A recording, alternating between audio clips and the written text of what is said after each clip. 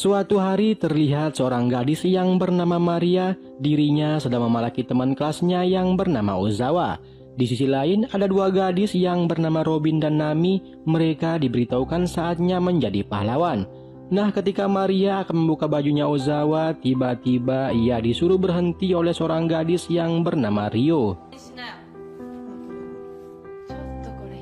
Dikarenakan Rio yang paling berkuasa di sekolah, Maria pun mengikuti perkataan Rio. Kemudian mereka berempat duduk di atas sekolah dan di sini Rio mengizinkan Ozawa yang culun bergabung di gengnya. Ozawa yang dari dulu kagum sama Rio, ia pun sangat senang. Malam harinya mereka membawa Ozawa pergi ke warung kopi, kemudian Rio memperkenalkannya kepada seorang laki-laki yang bernama Kizaru. Ozawa yang awalnya agak risih dikarenakan baru pertama kali dirinya pergi ke warung kopi. Nah, setelah selesai, Ozawa yang sangat bahagia dan mengatakan ingin melakukannya seperti ini sesering mungkin. Tapi Ozawa yang sadar dirinya yang tidak bisa melakukan itu lagi dikarenakan mahal. Rio pun memberitahukan dirinya, kamu harus menghasilkan uang, begitu pun juga dengan kita-kita. Mendengar itu, Ozawa penasaran bagaimana cara menghasilkan uang yang banyak. Pagi harinya, Ozawa yang baru bangun tidur, dirinya sangat kaget melihat tempat tinggalnya Rio yang begitu mewah. Kemudian, ia didandani oleh Rio. Nah, Robby dan Nami yang melihat Ozawa, mereka sangat kagum kepada Ozawa yang berubah menjadi cantik. Setelah mereka memuji kecantikan Ozawa, kemudian mereka memberitahukan Ozawa bahwa mereka akan membawa Ozawa bekerja melayani om-om. Nah, Ozawa yang masih bingung dan polos melayani om-om yang seperti apa, Rio pun memberitahukan dirinya hanya akan melakukan smackdown bersama para om-om. Setelah selesai, langsung dibayar ratusan dolar. Mendengar itu, Ozawa tidak mau dan belum mempunyai keberanian melakukan itu. Kemudian, Rio mengatakan tidak apa-apa, kamu harus jadi dirimu sendiri, jangan seperti kita-kita yang nakal. Ia pun disuruh pulang oleh Rio demi kebaikan dirinya.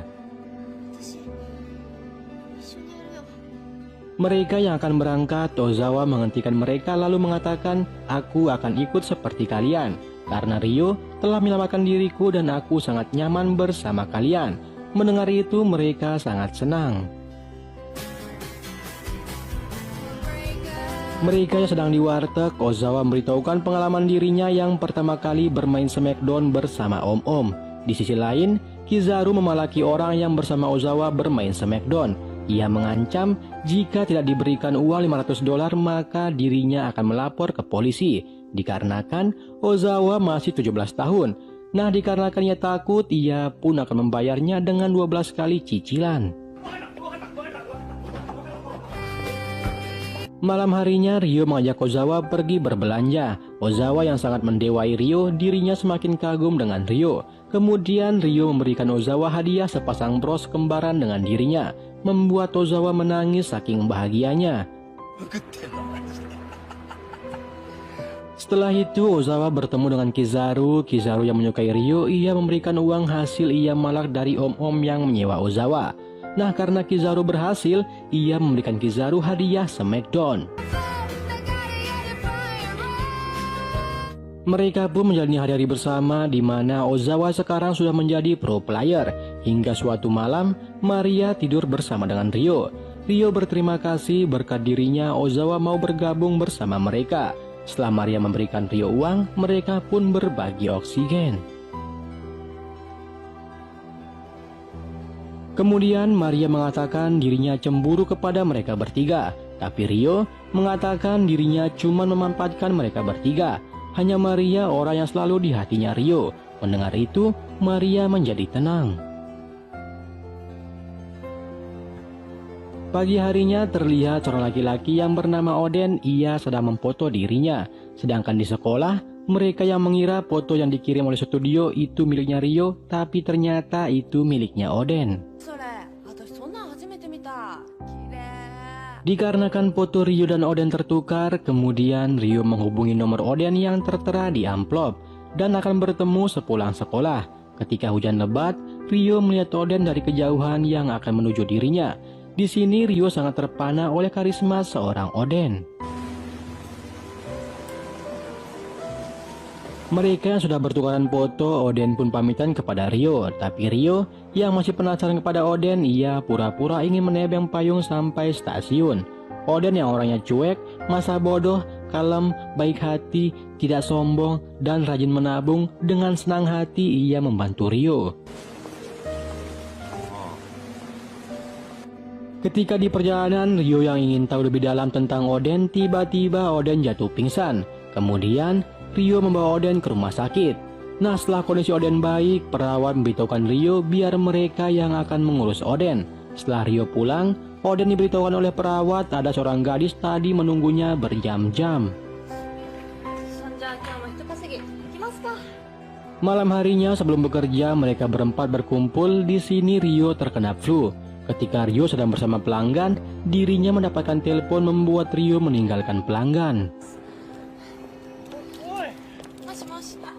Sedangkan Robin memberitahukan mereka bahwa Rio pulang ke rumah tergesa-gesa meninggalkan pelanggan.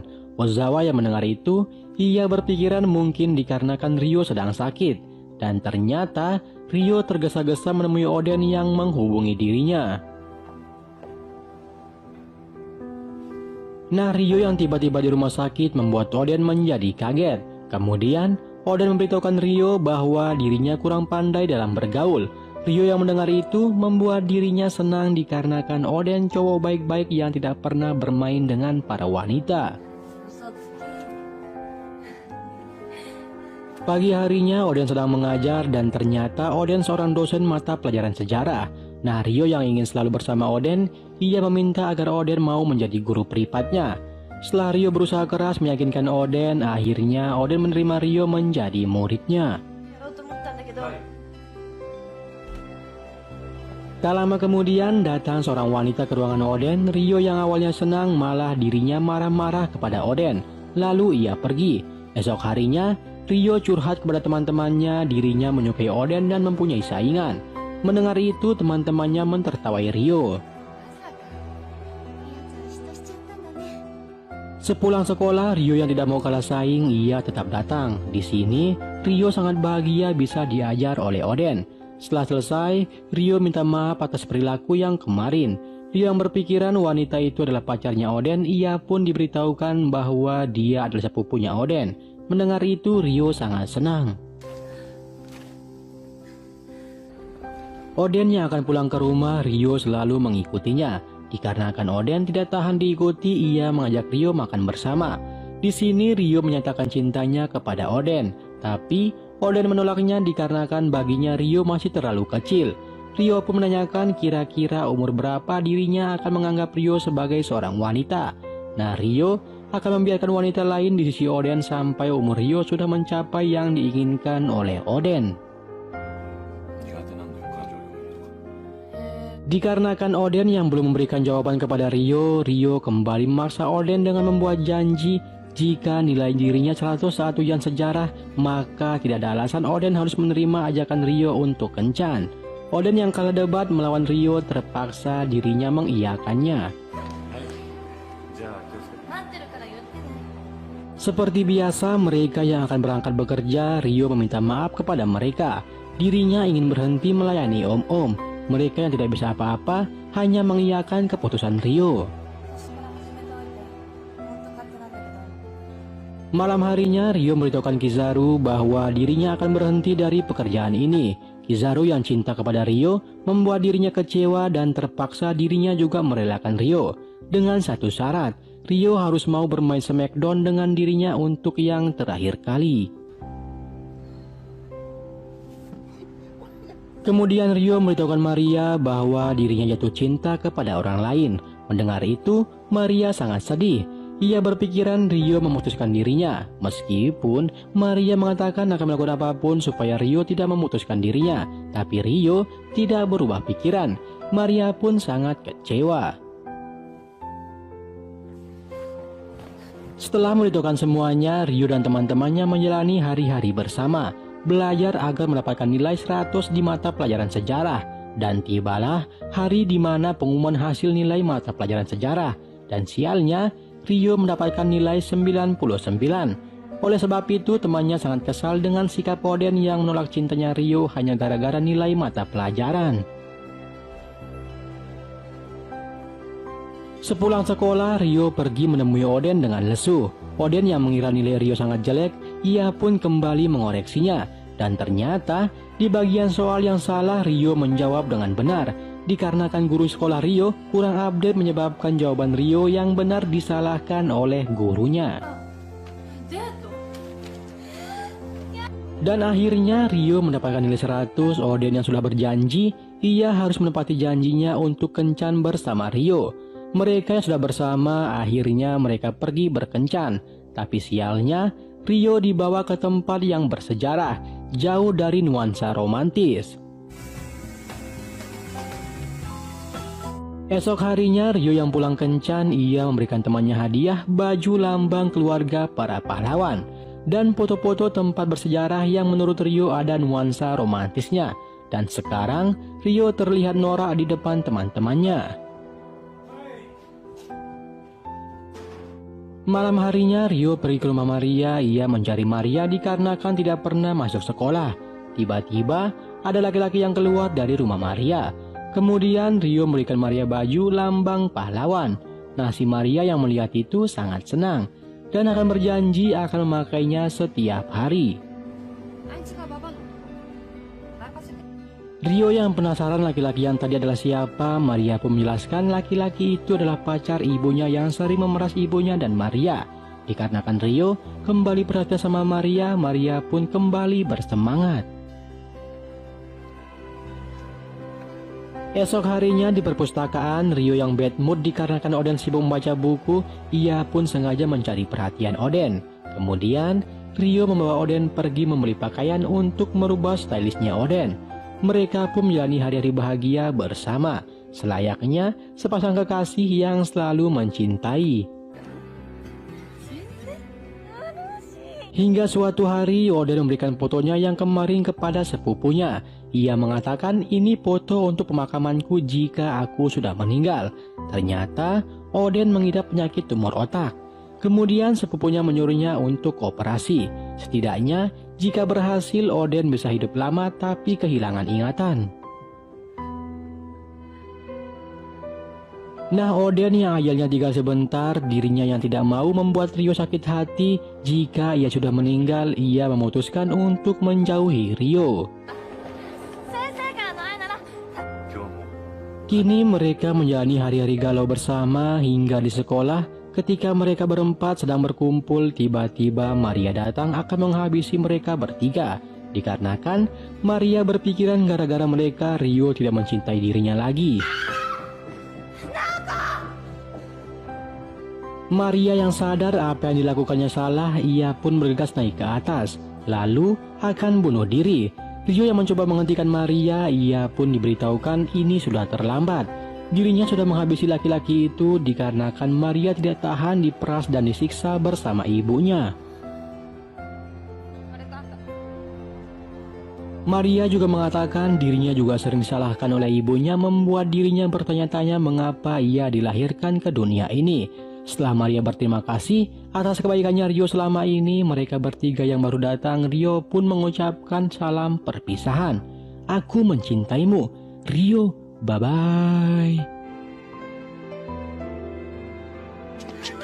Setelah kematian Maria, Ryo memberitahukan Ozawa kebenaran bahwa Maria tidak pernah membenci Ozawa sama sekali. Maria melakukan itu atas perintah dari dirinya. Ozawa yang emosi, ia pun langsung menampar Ryo. Kemudian Ryo mengatakan semua itu hanya dirinya sendiri yang melakukannya. Tapi Robin dan Nami yang sebagai teman setia, mereka mengatakan bahwa mereka bersama-sama melakukannya. Ozawa yang marah, ia pun langsung pergi. Ryo yang hatinya hancur remuk berkeping-keping, ia pun pergi ke rumah Oden. Tapi Oden sudah tidak ada di rumah. Ia pun menangis meratapi kepergian Oden. Pagi harinya saat berangkat sekolah, Ryo yang ingin menyapa Ozawa, tapi Ozawa dirinya tidak menghiraukan Ryo. Tiba-tiba Ryo jatuh pingsan Dan sore harinya di rumah sakit, Ryo yang baru terbangun dari tidurnya, ia pun kaget melihat Ozawa yang ada di sana.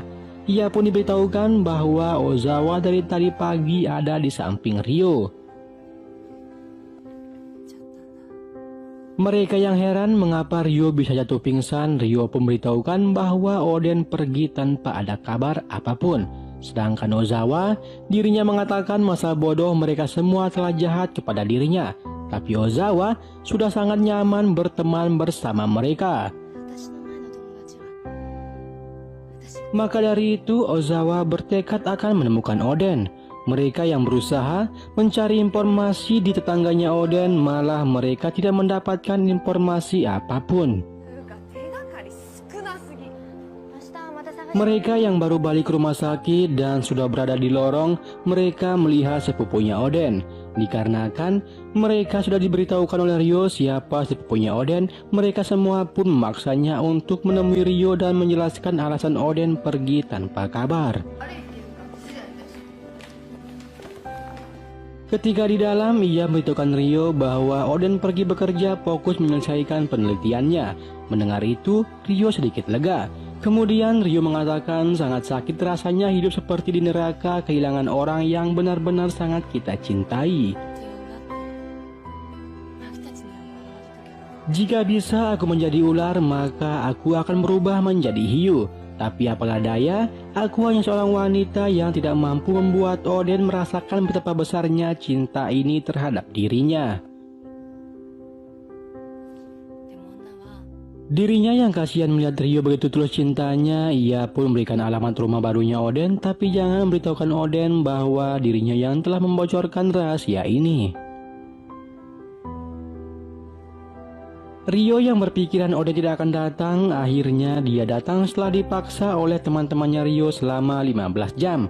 Kemudian Ryo curhat tentang hidupnya yang kelam. 3 tahun yang lalu dirinya sering disiksa oleh ortunya dan di smackdown oleh orang membuat dirinya menjadi hamil. Kemudian ibunya memaksanya menggugurkannya. Nah dari itu dia berpikiran lebih baik menyakiti orang daripada disakiti, sehingga dirinya sering memanfaatkan teman-temannya.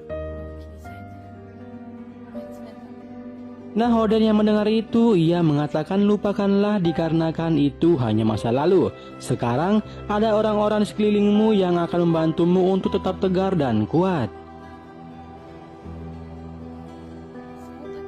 Meskipun Ryo ngemis-ngemis kepada Oden seperti orang yang sudah tidak ada harga dirinya, tapi Oden masih gengsi menyatakan cintanya.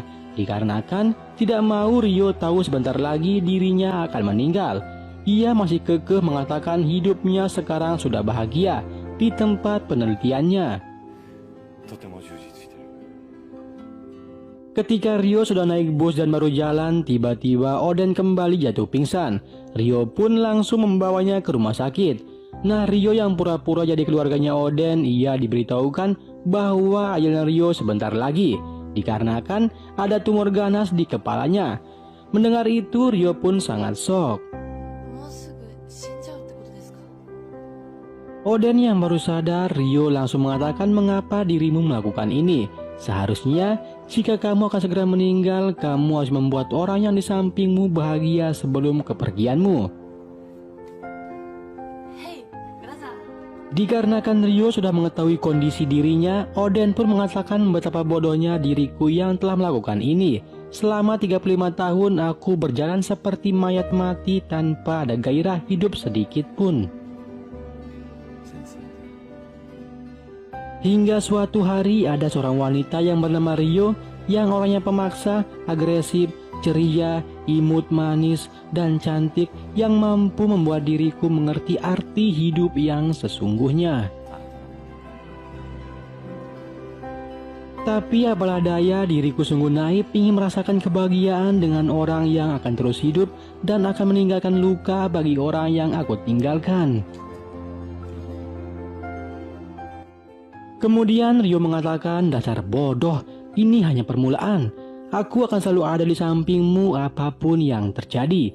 Oden yang heran akan semangat Ryo, ia pun diberitahukan aku bersemangat seperti ini dikarenakan telah bertemu dengan dirimu. Mendengar itu, Oden kembali mengatakan, jujur dari pertama kali bertemu dengan dirimu, aku mulai berharap hidup bersamamu dan berharap hidup lebih lama lagi merasakan kebahagiaan yang belum pernah aku rasakan bersama orang yang aku cintai. Lalu Ryo menyuruh Oden untuk operasi lagi, tapi Oden menolaknya dikarenakan dirinya mungkin melupakan Ryo dan akan hidup lumpuh menjalani sisa hidupnya dan menyusahkan Ryo. Tapi Ryo mengatakan tenang saja, apapun yang terjadi asalkan kau hidup bersamaku, aku akan selalu berusaha memberikan yang terbaik. Beberapa hari kemudian Oden melakukan operasi sehingga beberapa bulan kemudian Ryo dan teman-temannya lulus sekolah. Dan tibalah saatnya Oden sudah sembuh, mampu berjalan seperti biasa, tapi ingatan Oden lenyap semuanya. Ryo pun kembali mengulang masa-masa saat dirinya pertama kali bertemu dengan Oden. Tapi Oden, meskipun sudah sampai stasiun, Oden masih tidak mengingat Ryo sama sekali. Ryo yang ingin pulang, tiba-tiba ia dikagetkan ada orang yang memberikan dirinya payung. Kemudian Oden menanyakan namanya dan akhirnya Oden ingat itu adalah Ryo, orang yang ia cintai. Mereka pun berpelukan.